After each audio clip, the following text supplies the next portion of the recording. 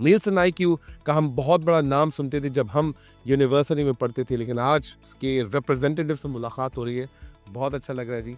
फैसल साहब, हम चाहेंगे थोड़ा सा आप अपने करियर के बारे में, ओवरऑल जर्नी के बारे में बताएं, और नील्सन आईक्यू के अंदर आपका क्या रोल है उसको थोड़ा एक्सप्लेन करें, ताकि पूरी कौम को समझ आ जाए कि फैसल अली शेख साहब डेटा पे बात करते हैं, नंबर पे बात करते हैं। First of all, thank you so much, Ranjit, for inviting me on this wonderful show where I can share my experience, what we do, how we do, Yes, sir. and why we do. Why we do it? And at the end, how it gives benefit to our customers and what it is all about. और मैं समझूंगा सिर्फ ना सिर्फ customers और तमाम students जो आपके भी हैं, मेरे भी हैं, और मैं समझता हूँ कि फ्यूचर जनरेशन के लिए भी ये प्रोग्राम मिनी तबाही होने वाला है। बिल्कुल।